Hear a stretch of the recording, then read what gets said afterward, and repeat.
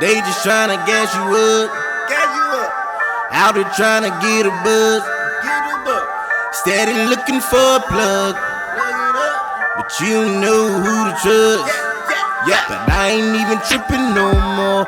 I ain't tryna find no new friends no more. Family done all turn fake at the door. Your loyalty just don't exist no more. Got a lot to say to me. Got me wonder how I do it. Ain't nobody gonna know it. But the drip steady showing. Yeah, you know it is. Working and working, you know I just can't get enough. Can't get it up. Every time I get to the bag, like I'm in a rush. I'm running, now you run it up. Run my money. The money, I'm counting it up. Woo!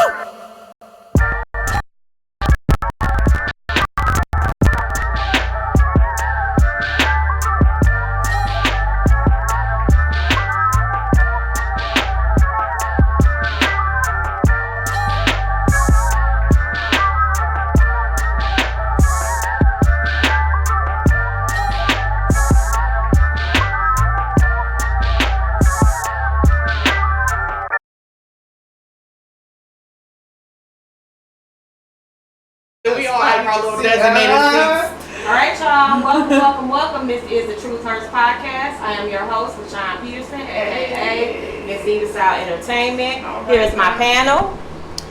QP. Hey, y'all. And she is good, Michelle Good. She is good. Alright, she is good right now, look. Sit over there. So, I know y'all want to know what the topic is. So, I kind of wanted to revisit other topic that we did. It was about toxic people. But what I want to do is do generational curses and the results of that.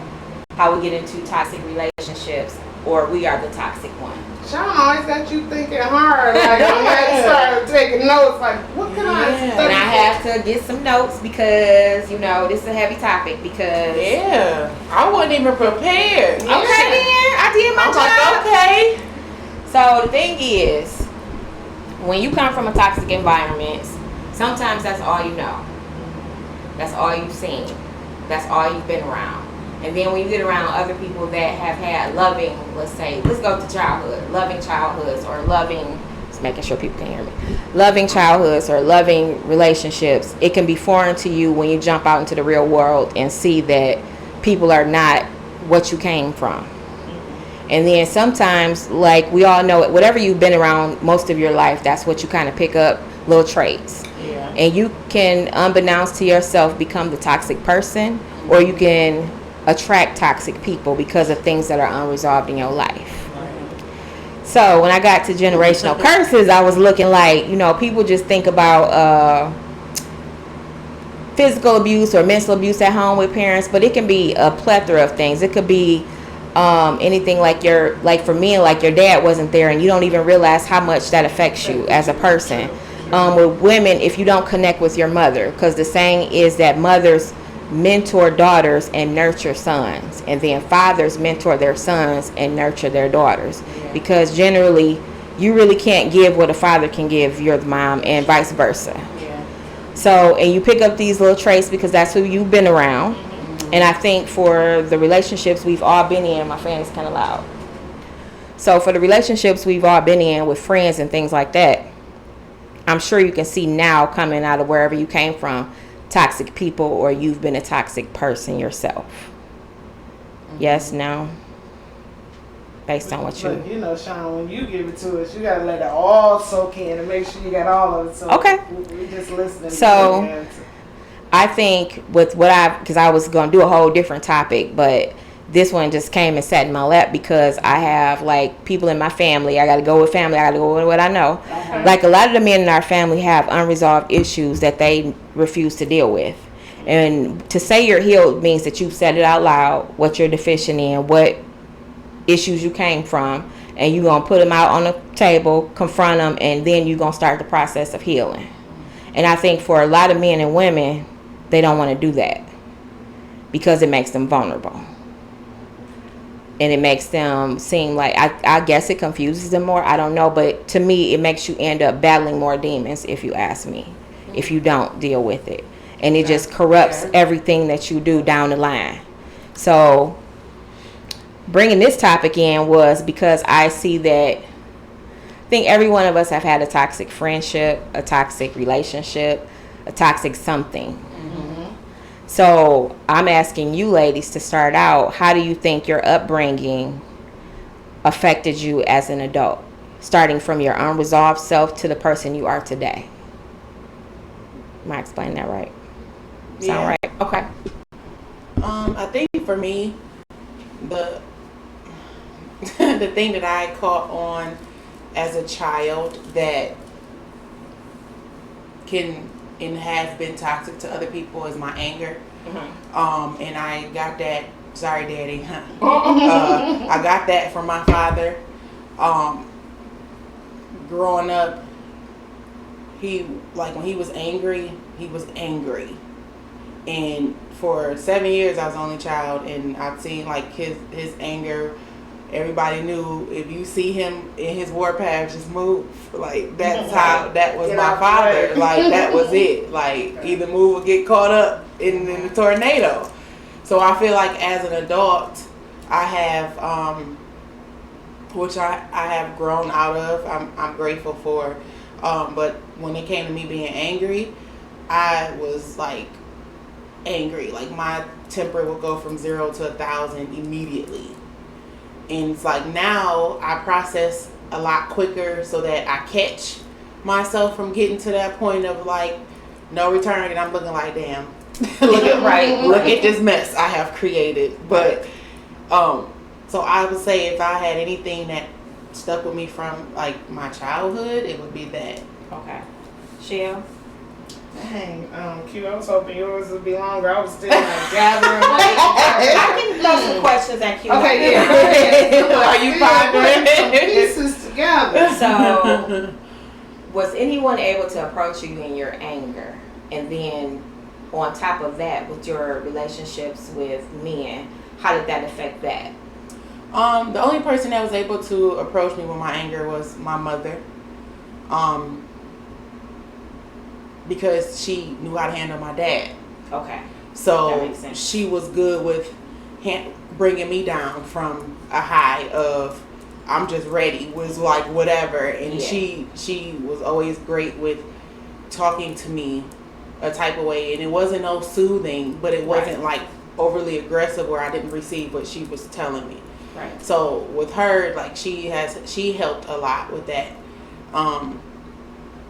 As far as my relationships, yes, my anger has played a part of my tolerance with men. Just quick to kind of snap off with something that don't look right. If something is shady. But instead of like approaching the situation like, okay, so what is this about? I approach it on tip, like like it would be right, like immediately, and they don't, and it's like I would always carry the aggression of a man, and I have been told that like if I come at you, it'll be just like a dude coming at you. Oh wow! It's not like a mad female. Like, I didn't do that. It was straight. I was just straight, like whatever.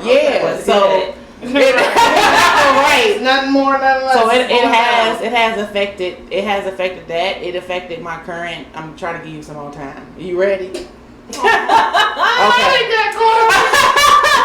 I'm like, you supposed to be thinking. I'm trying to draw I'm like, you ready or not? You better come on. With my current relationship, it was a time some years back that it affected me and him because he wasn't used to that type of. He felt like damn. Sometimes I feel like I'm talking to like another dude, and I had to kind of like really relax a lot. And he kind of also helped me in addition to my mom. He helped me really calm down because it was toxic, and it was like, who want to be in a relationship with that? You know what I'm saying? Somebody that's just all over the place. It's tornado every other day. So yeah. So when I looked up like generational curses, it's talking about different like plagues that people go through. And the crazy part is that these curses could start generations ago and they just keep going. Like emotional instability, anger, the rage you was talking about, because I see it in my husband, who's her cousin, and I see it in all my brother-in-laws. It's like beyond anger, it's rage. And I've seen it trickle down from generation to generation, and all I could see is from your grandparents, because I don't know anything beyond that. Yeah. So it was something that trickled down, and here it is, and somebody got to break the cycle now. Like it has to stop. So. Yeah, like with me, like I grew up with I had 4 aunts, well 3 aunts and my mama. So 2 aunts was do anything for a man, very needy. Okay. My mother and her other sister was you use a nigga for what he can give you.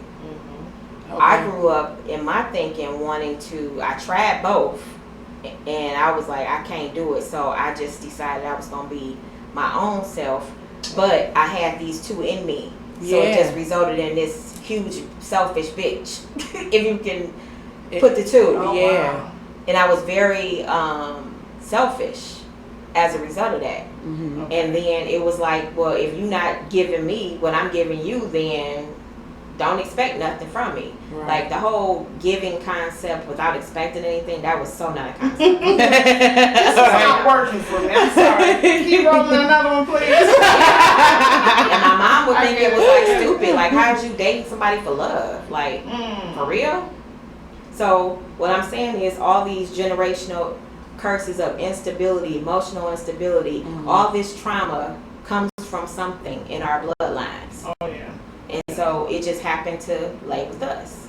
And I think once I don't know if I'm going to say it seems like it's harder for men to deal with than women, because the men have real tough issues like with their daddies or whatever, and then they don't want to confront it because then they soft. Yeah.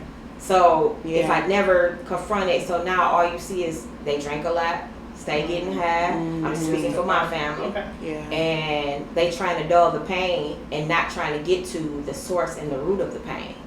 Like, if you do got an issue with your dad, or you got an issue with your mom, or you got an issue with sisters, siblings, how you was raised, whatever it is, go confront it, talk to the person, if it's a person that you got the issue with, so you can start the process of healing. Because if you don't, you are the toxic person. So, from that, Shell, it looked like you had some things to say. It doesn't have to be...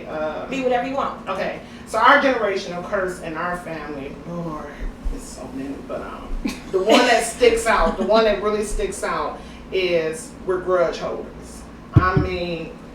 Oh, that answer a lot? I'm just saying, we do. We hold in a lot of stuff, and if we're pissed at that side of the family, that person is pissed for a long time. I mean, it can go on for years, and it's still continuing now. In the other generations, we hold grudges. It's never a time that we can just sit down and squash it out. So when I came up with my set of 5, I said, look, Jackson 5, this is how we gonna do it. We're gonna have family meetings. Because I feel as a child, we always say, shut up, stay out of grown folks' business. But it took a job that I was working at the juvenile detention center. And I used to watch them go to court and drug screens. And the one thing that would make me so angry is they never allowed them to have a voice. It was like the attorney was talking, the counselor was talking, the community treatment worker. It was never a time where they were able to say, hey, this is how I feel. This is the reason why I'm doing this. So I said, when I got my crew, I said I want it to be an open communication where that don't be disrespectful, but tell me how you feel, because we were brought up, stay out of grown folks' business. If they talking, get out the room. So the thing I wanted to change with my group was we're going to talk. We're going to talk about it. We're not going to hold a grudge. We're going to get it out. And if we're talking about a situation, so say if it's Chantel and Marcel, as long as I'm discussing this between Essence, Nay, and Delisha, it's good because we're in our circle. You know what I'm saying? I don't take it outside of the family. Okay. So that's the generational curse I'm breaking with my family. Okay. Because my crew can hold some grudges, y'all. That's a deep one too. Yeah. It can take root, and then the bitterness come, and then all the other stuff come. And I also want to say that I think there's a difference in being raised in love and being raised in survival. Like I can say from age 0 to 9, I was raised in love. Like I remember my mom being loving. But it was like when I started into womanhood, I don't know if it was a switch. I don't know what happened. but it was just like she hated me. And it was a lot of issues going on, but I never even understood why. And then the crazy part is that we have all these deficiencies in ourselves, and I know I came out of her house saying I'm not going to be like her. And in doing that, I feel like I was becoming more like her because I was so focused on not being that. Some of the old sayings is you become what you hate. Slowly but surely, because it's the reason for everything. Right. So if like you mad because your dad wasn't there and you say I'm gonna be a good father, but your people skills suck, your kids ain't being around you, yeah, you buy everything, and that's a lot of people equate that to I'm gonna just buy them everything, give them everything they want, but I have no emotional support with you at all. So it can trickle down in different ways.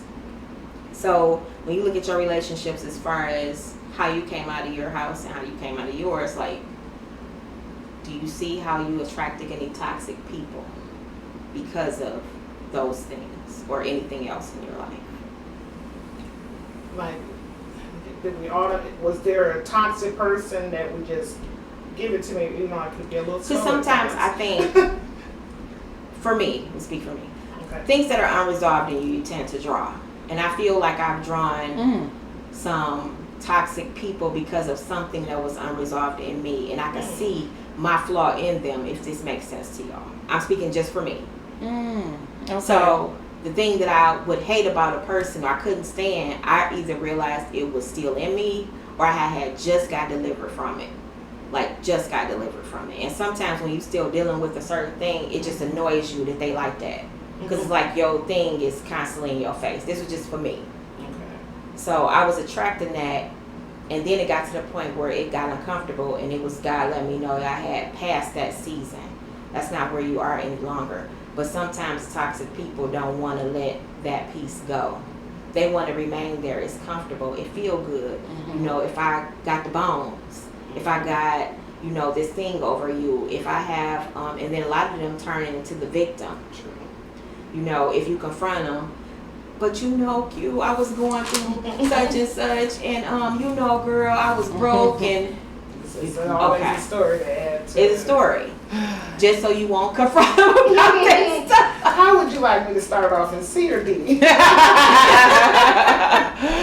Oh wow! So that's what I mean. Like, have you drawn someone that's toxic based off where you came from? Because to me, you seem like this fun-loving. A lot of people are drawn to you, good and bad. They were not fun at my house. They weren't. Really? But you know what? Once I got adopted by my godparents, I saw that family that was on TV almost. I saw the family gatherings. I saw the family dinners. I saw dang, they actually like each other. They like being in the midst. So I drew on to that. I drew on to it. Because it was like, never a drama. At any function that they had, it was just always just peace, love, and good eating. I'm telling you, they weren't the ones that drunk or anything, but some good eating and just some good love. And I was like, I want this all the time. So I kind of blocked out everything that was negative because I was like, I don't want to live like this. I want my kids to have that good, good family orientated life. Yeah. So yeah. Cute. I don't really feel like I've drawn, I guess, what was toxic in me with anybody else. I don't know, dudes that I. You say some toxic dudes. You say it's dudes. It's any. Oh. It's any. Yeah, dudes that I've attracted has been different. Like I never really had one type. So it was like all my guys that I had in my past, like they don't look the same. So it's like I don't really feel like I had thought about this the other day. Like I really didn't really have a type. It was just what about you really had me interested, I guess. But one thing is on subject, but off of this question that I wanted to say that's also a generational. I would consider maybe a generational curse that's on my mom's side that I feel like is breaking now is how things happen in the family, but nobody talks about it. So it's like if you're upset about something, you will go years, and I mean decades of this unresolved issue that with the person sitting next to you. Yeah, it could be that way. Wow. And it's like, instead of talking about it, we just act like it never happened, but we will still feel a type of way, but we won't, say anything. And I think my mom pretty much was breaking that cycle of enough is enough. Like, we need to have conversations, because we can't be fake. Like, I'm not gonna be all key and have a whole issue with you. Like, it's not right. Family or not. Like, if we have an issue, we kind of need to resolve that. If it's that serious, So that it popped in my head while you were talking about that. My family had the same, and my family curse on the girl side was getting pregnant young. So. Oh, definitely. Yeah. So with my boys, I was real scared because they boys.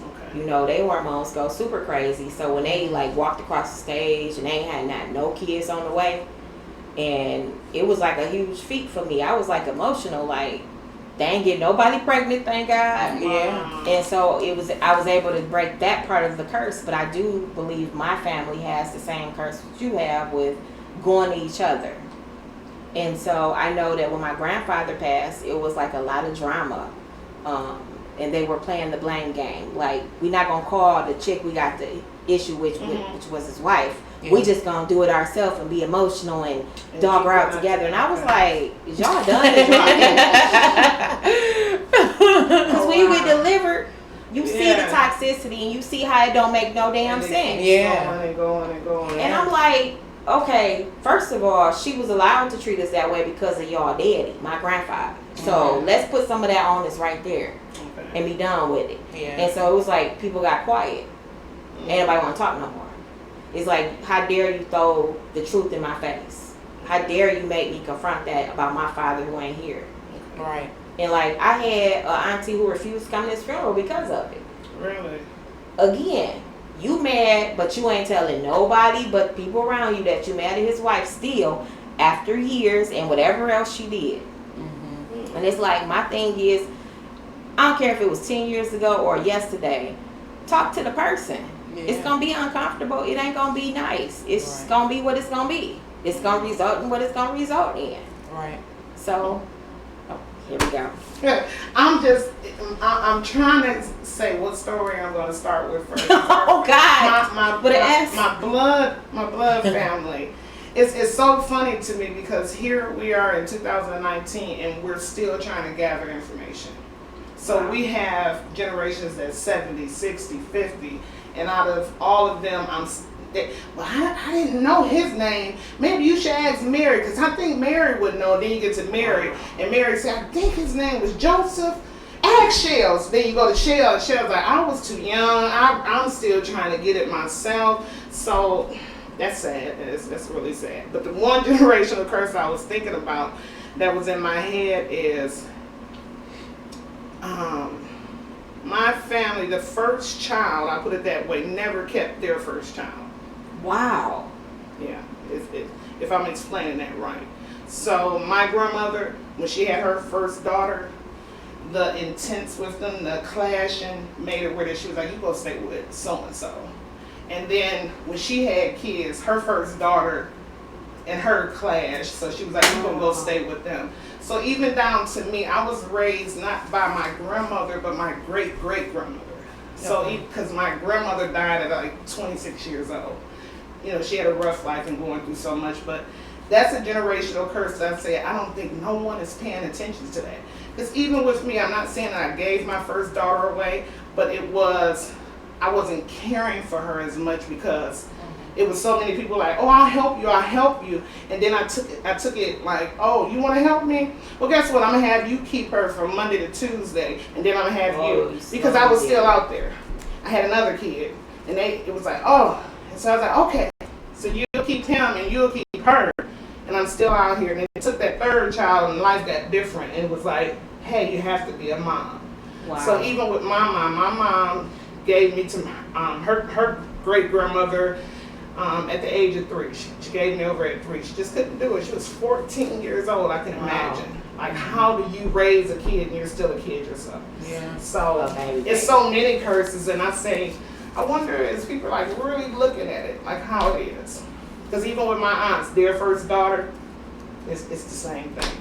That's major Wow. though. That's Yeah. real major. Mm-hmm. Wow. Like, how do y'all like interact then? When is it like animosity towards the parents who gave up The kids? sisters are something like they cannot be in a group setting for no longer. I remember this. I was so persistent. This one year, I think it was like 2014. I was like, I'll put this family reunion together, and everybody is gonna come. And I kept getting all this negative feedback. Well, such and such said she ain't coming because that one gonna be here. And this one said they ain't coming. And I remember I was just praying like, Lord, I want this to work. And it did. And even though they lasted maybe about 30, 40 minutes, I was just excited to see all the sisters actually in one set. Wow. And it was like, let me get this picture. And after that, that's all I had was that picture. Wow. Wow. Damn, that's deep. So sometimes a toxic person doesn't have to be drawn. Sometimes they just happen to show up. Mm-hmm. And sometimes you can have a great friend and you all are close, you tight, and then you find out later how toxic they are. So it's a catch-22 question. Always. Number was one, it. how do you deal Always. with when they won't grow, but you've grown beyond where they are? One.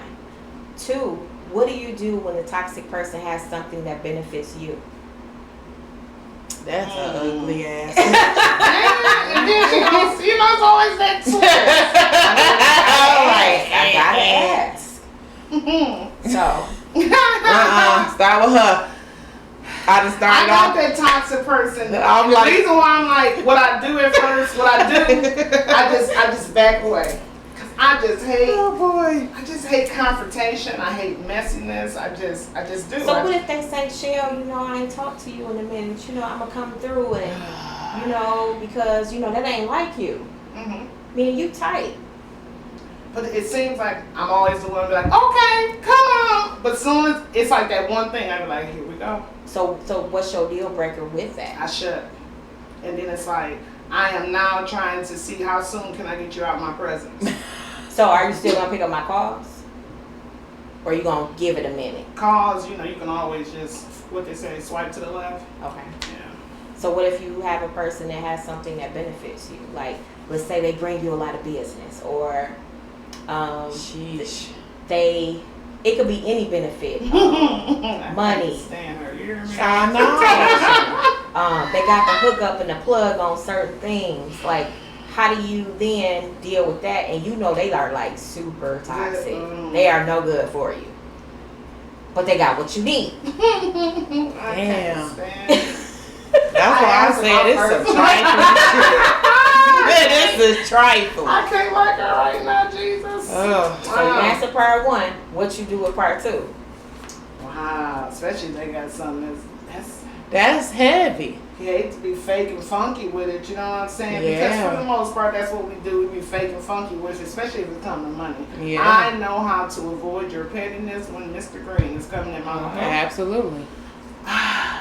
Wow. I answered my one. You want to answer your one and then we'll meditate on two together? So what was the first question? Okay, so the first one was when you find out like later after y'all been kicking it for a minute, you and your friend or boyfriend, it could be anyone, Mm-hmm. and you find out like, damn, they full of negativity. They always lying. They always unstable. Oh, okay. What do you do then? Like you've gone like 10 years and we have 10-year mark and you find out that they really screwed up and you are no longer there. You've grown. Yeah, I have and I am keeping my distance. When they, like you said, I remember you asked her, like, what if they call you, blah, blah. They can call, they can text me. I feel like my peace is protected as long as you're not in my environment. We can text and talk all day. Like, I just want to check on you, but if you're in my space, that means we're sharing that energy, and I don't want that. So I'll just keep, physically it's different. So I'm like, I'll just keep my distance. If I love you a lot, I'll probably just give you a whole bunch of lies of I don't have much time, and then this just happened, and then this just happened, and then blah blah There's blah. always something going on. Yeah, because I am a lot nicer than I used to be. So it'd be like now I'll be concerned about people's feelings, even if they are toxic. So I'll be like, you know, like, yeah, this ain't a good week, and blah blah. But I will still check up, because I still check up on people that I feel are toxic. I'll still care if you're living. I do. I care, like, if you're living. However, as far as you being around me, What if they benefit you though? See, I've had a situation, and I'm gonna talk as vague as possible, because I don't have time. When I tell you I don't have the time for people and their feelings, because I don't care about, but I'm gonna just keep it cute. I've been in that situation where a person has benefited me tremendously, and once I seen how toxic they were, how it's always something. That part. That at that point I made our how can I put this? There's really no other way. At that point, I replaced them with somebody else that gave me equal benefits. So you're like, okay, what if you can't replace them? What if they have the one thing that one plug you need? So you saying your piece far outweighs any plug or whatever they was offering? Yes. I would rather if you gave me money towards if this was my podcast and you gave me $500 or every month towards my podcast, but every time you come around it's something that's just making me unhappy, that's disrupting my peace, that's causing all this turmoil. I would rather grind and be out here making my own 500 before I deal with your shit. I agree. Same with you. Definitely. That was a good way of putting it. Yeah. Good way. So I found 6 signs of toxic She people. was doing homework. We got rubbing the pad and everything. Because when I looked at, I'll start with the generational curses, and it was saying emotional instability is a generational curse. They had it categorized when I looked it up, Okay. which means the unsettled heart. They always got chaos around them. They always have confusion. It's never peace or settlement around them. Family breakdowns, divorce, poverty, debts, owing everybody. And they always put the blame on someone else for where they are. I hate when people do that. Like, Because if you hadn't came over at 6:06, I would have had this together. I could have had But that. because of you, yeah. And then I'm going to put a twist in that in a minute. Always. we be ready by this point. You gotta be ready. Then our signs of toxic people, they play the victim. They see how much time, money, energy, and everything else they can get out of you. They want to drain you. Emotionally abusive. They belittle and manipulate.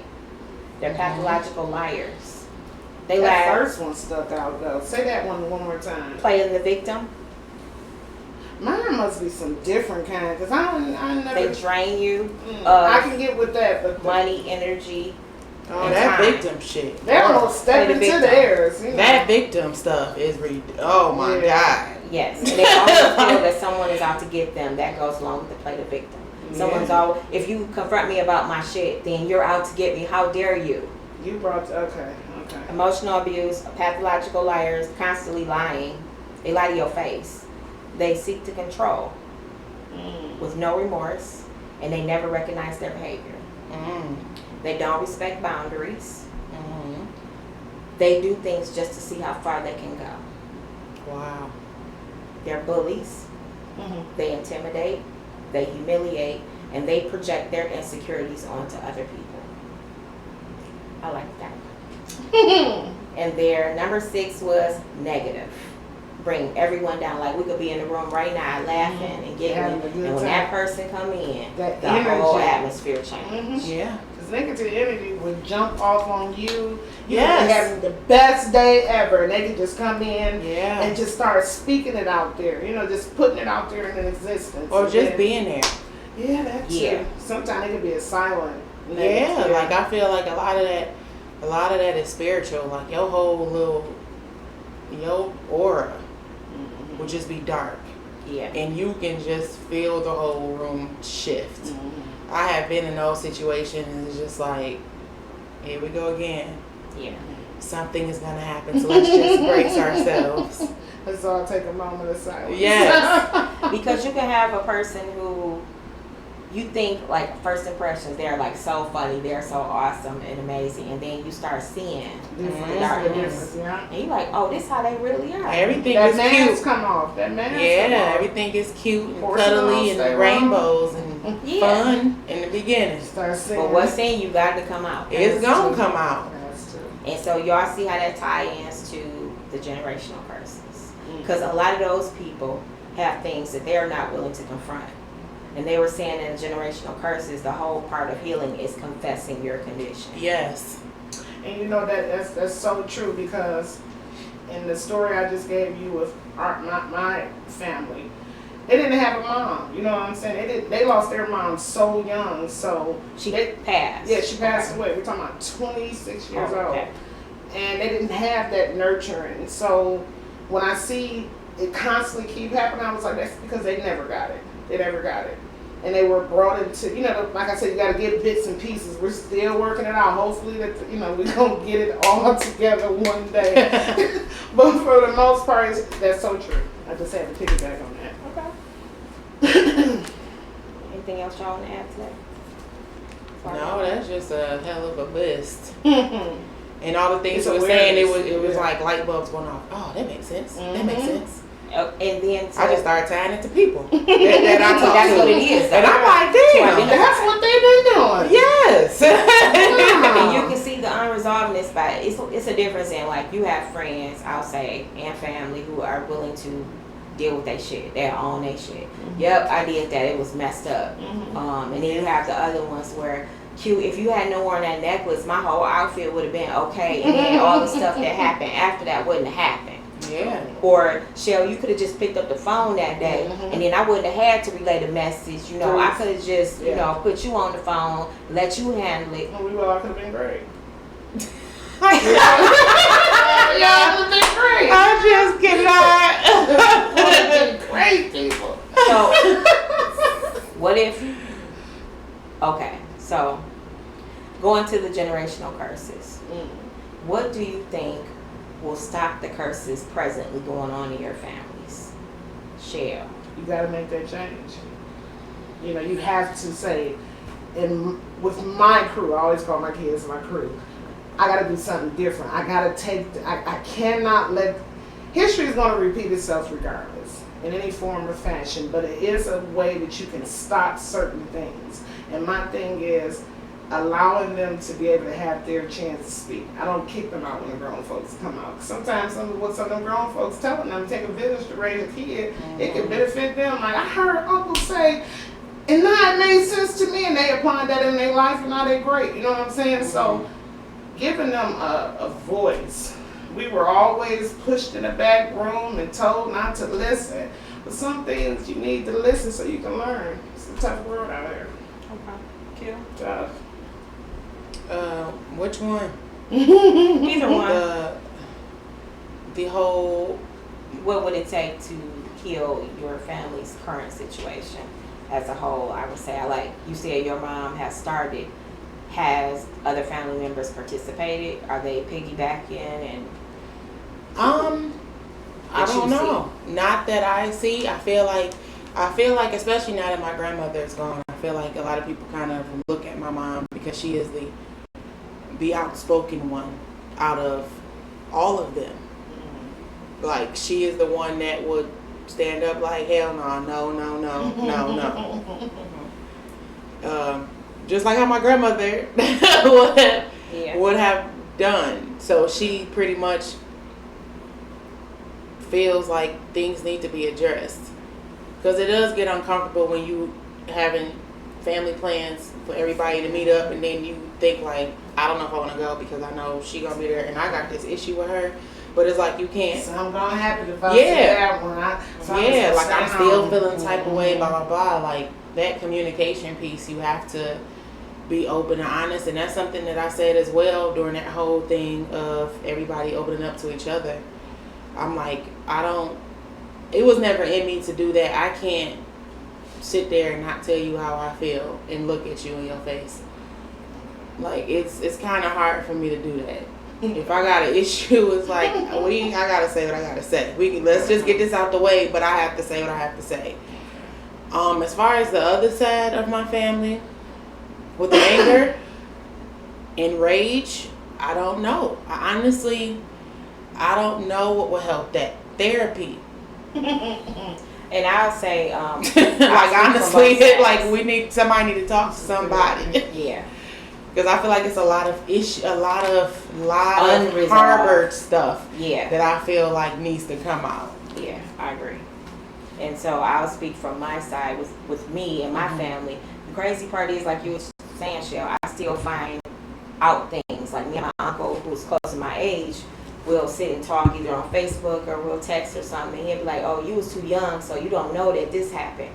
Which I'm like, oh, I see that in my kids, or I see it in so-and-so's kids. And it's like, they'll start telling you all the stuff that went down in the family, curse-wise. I don't know if they seeing it that way, but that's how I'm seeing it. Dysfunction that really could be fixed if you just talk about it and we get it on the table and we see what's the issue, what's the root of it, so we can pluck it up and not have to deal with it no more. Yeah. On my husband's side, I could just say with his brothers, one of the major issues with two of the brothers is their father not being in their life. And they patterned their life around not being like him. And for me, I felt, and I told one of them that it's a cop-out. You're using that as a low bar standard. My thing is, get to know why your dad is the way he is, because there's people around that know all the information that you need, and not just from your mom. Because sometimes when you come from the person that he was with, they're scarred themselves from that experience. True. So get someone on the outside, like your uncles that was there, your aunties that was there. Talk to them to see what was really going on during the time. And a lot of things like drug abuse and things like that, it's a disease. It have people doing things that they wouldn't normally do. Yeah. And so just because that particular drug may not be your vice, you have something that makes you dysfunctional. Yeah. We all do. So you can't hold him to that rigid, strict standard when you don't know why he went that way. Something caused that. And if you never take the time to figure out why, to me, you just going out ass backwards. You're just chasing your tail. True. So when I see them trying to be great dads, and they all are great dads. But my thing is, make your bar be, you want to be great for you, not to be better than him. Because to me, if you try to compare yourself to somebody, I don't care if it's family or not, you're going to fail. Yeah. Something's going to happen and you're going to fail. Yeah. And your kids is the best ones to tell you, and it hurt. Ooh, them little jokers. And they be like,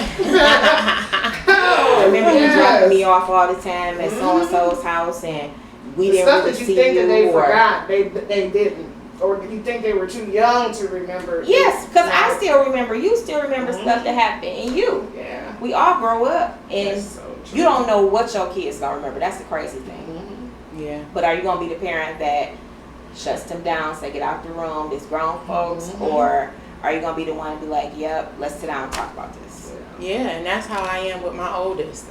He'll be 10 this year, and it was a point where I had my oldest son for like a year primarily stay with his father, because at the time I was staying in a place that was not kid friendly. I mean, it was weed and drinks and blah blah, and even stuff that I wasn't doing, but I was there and I didn't feel comfortable with my son being there. Of course I seen my baby, but he was not sleeping with me because of my environment. And I talked to him about this recently because his father decided to be an a-hole and try to toss it up in my face like, well, this You remember they always want to say it, remember? And his feelings, being the female and the inside that he is. That's new. And I talked to my son. I was like, do you remember this time?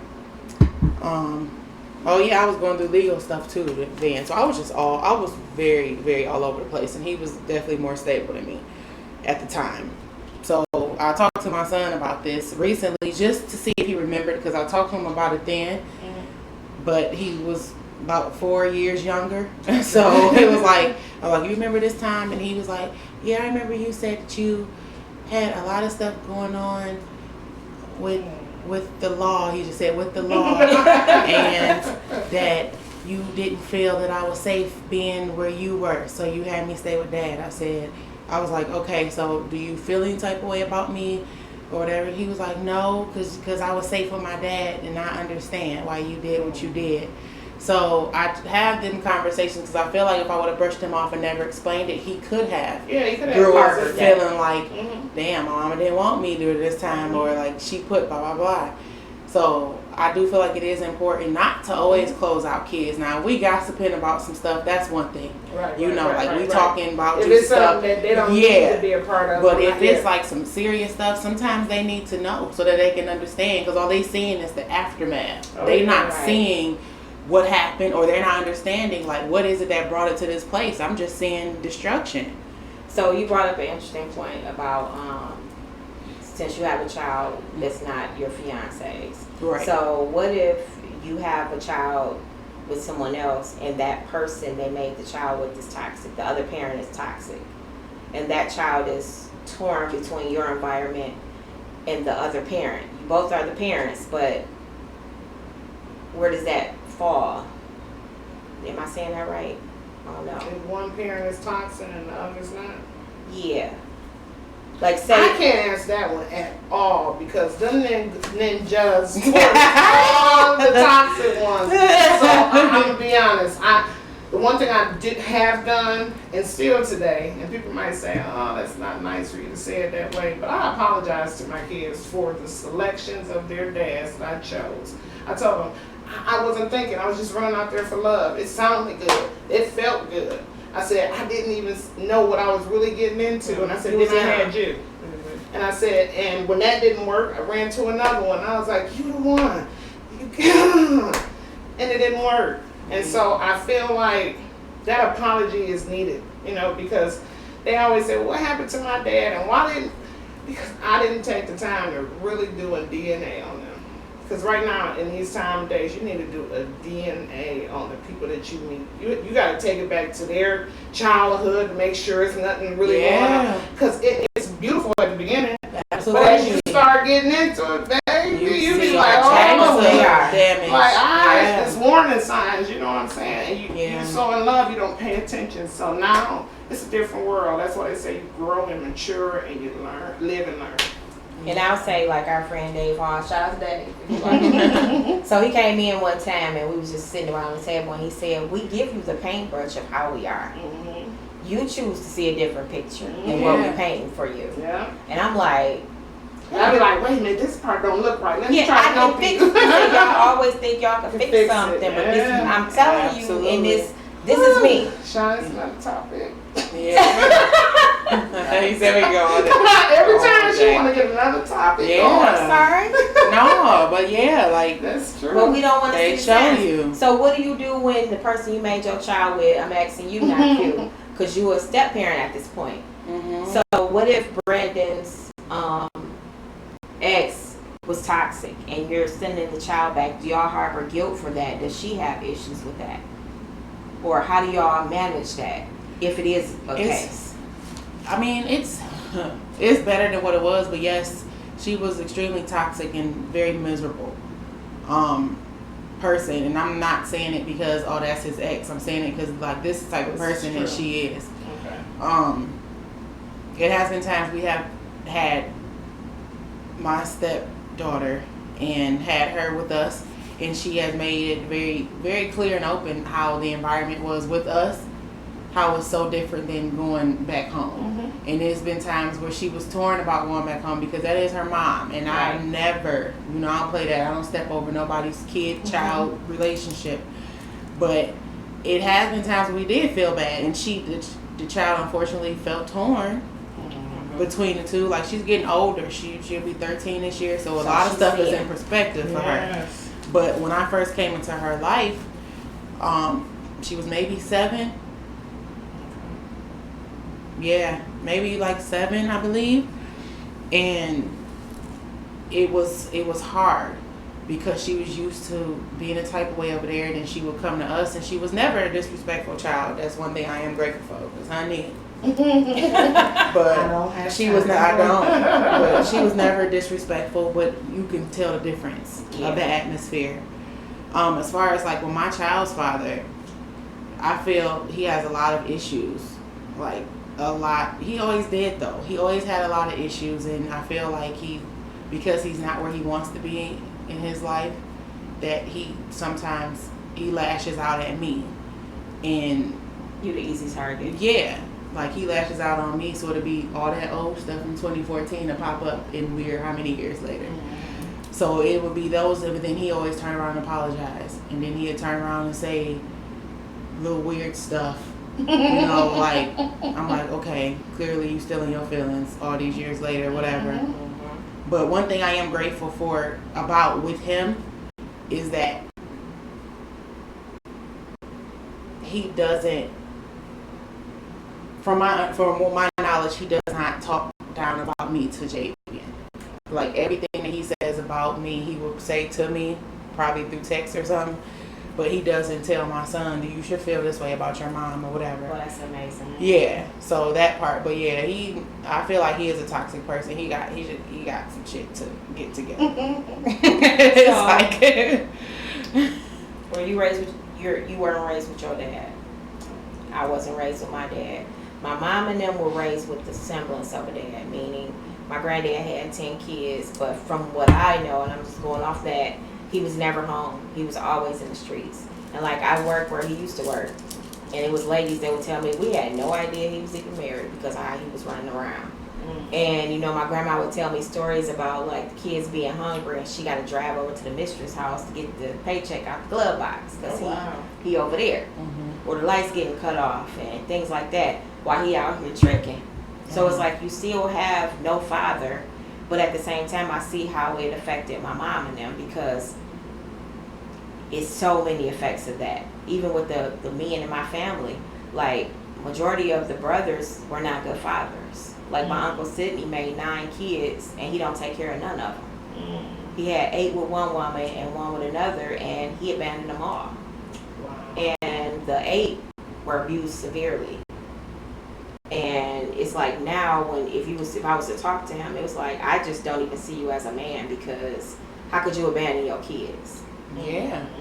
But then again, it's generational because he was out tricking, doing what his daddy was doing. Yeah. So my thing is with, like I say, with my husband and my own kids, because my son is about to be a father, it's dig deep to see where you get these traits from.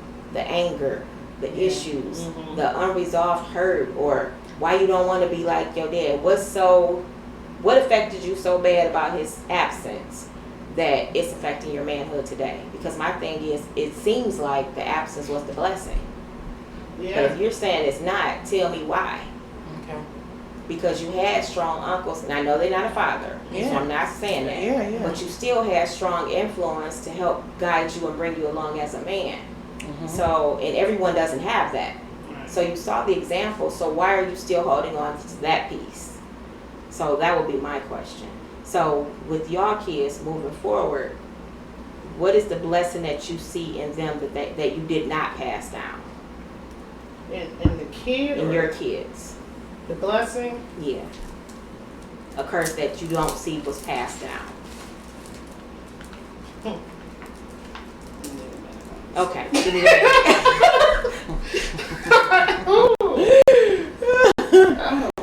I ain't made it to this. If you only knew this story is. Well, I mean, my baby, I can't really talk. He's 1, so I don't know yet. But my oldest, I feel like his calmness, like his spirit is extremely calm. So he not quick to anger at all? No, he sensitive. So I will say that he's sensitive. So if you hurt his feelings, he will get upset, but he will like kind of be like, he'll like maybe cry, depending on what happens. He's on that type of level of sensitivity. He's not a violent kid at all. Nobody luckily has put him in a position to actually have to put his hands on somebody. Okay.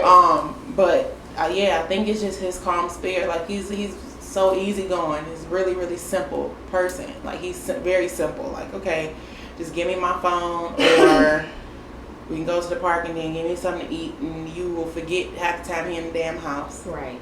like he seriously, I'm like, oh, my son is back here.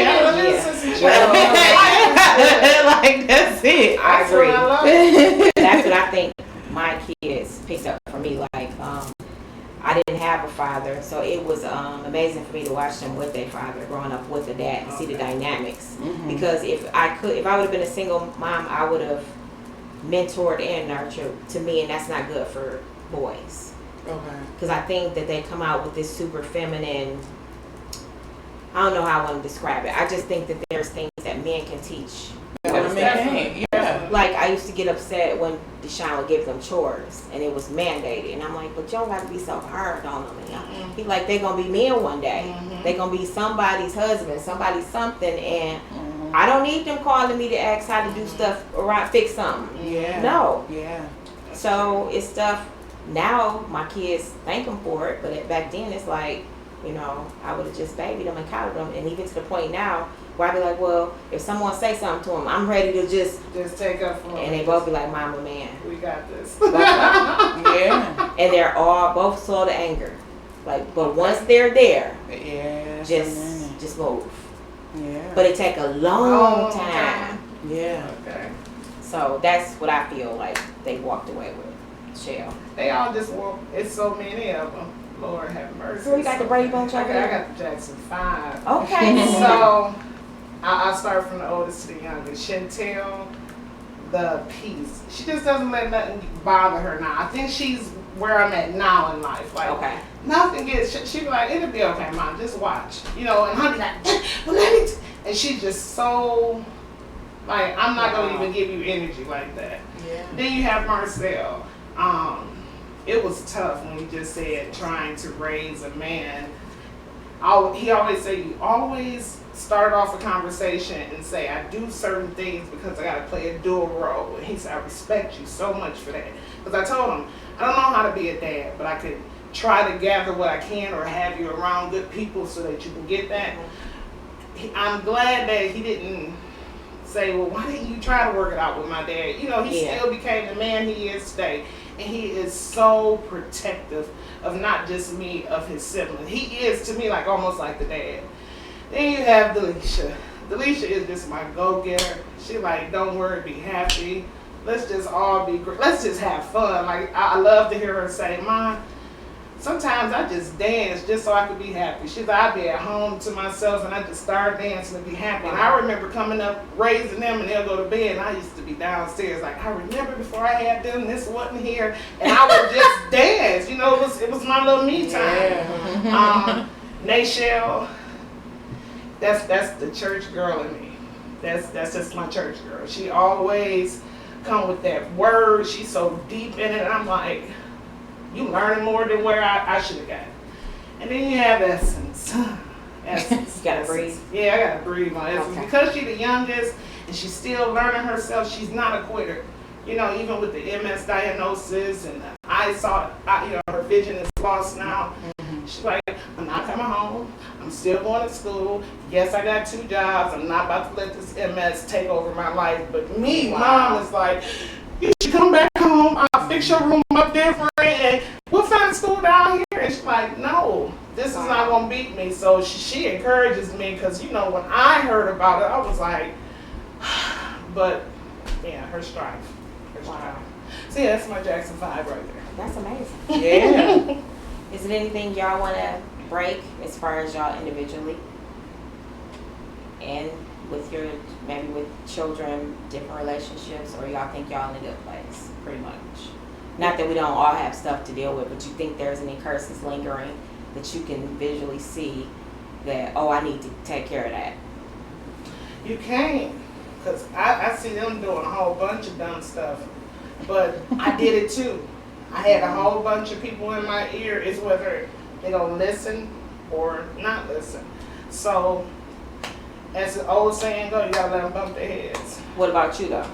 Do you have any lingering generational curses? I gotta just let stuff go. Just let it go. I bottle it up, and like my daughter was telling me last night, she said you bottle up situations where that the mailman might have gave you somebody else's mail, and then that bottle busts open and you giving it to him. He ain't got nothing to do with half the stuff you talking about. So yeah. Okay. You got any kids? I think for the most part, I'm pretty happy with myself. I think the only thing that I feel like I do need to work on actively is still my tongue, things that I say, Okay. and my delivery sometimes, but mainly things that I say. Okay. Like, Just sometimes. Just yeah, Okay. yeah. Mine is continuing to learn to trust people that love me and just be okay with it. It's nothing, no strings, just go with the flow. Mm-hmm. Yeah. Just let it go. So that's what I want to get. So what do y'all think someone would get out of this podcast, this particular subject? Ooh. Mm-hmm. That they can be the person to Change. Yeah, You are. they can be the you one can to change, to so, break yeah. that cycle. Mm-hmm. If it's something in their family, then, or if it's something within themselves that they may have heard, like, damn, I do that, I am that person, then you do have the power, as long as you still breathing, to change that. Yeah. Sheila? And just because you're, a parent and you feel that kids shouldn't hear what they have to say, because I tell you, if you listen to your kids, it will just mind blow you, because they have an opinion too. And I just wish people would listen to them more. So it's okay to be a parent, but also, I hate when people say you can't be your kid's friend. It's a combination of things when you're bringing up a kid. You got to be their friend, their doctor, their caregiver, the whole. You never know what you got to imply into their life. So, Okay. yeah. Mine will be deal with it. Confront your issues. And then if you're dealing with a toxic person, everyone you can't save. And some people are fighting so many demons that they probably can't even get to you. Mm-hmm. And you have to determine if you're willing to put up with that battle. Because everything is not beneficial. And I know that some people think, they're still waiting on the unchanging hand of the Lord. Here you go with this foolishness. And that may not be your journey to walk with that person. And I'm gonna keep praying for you.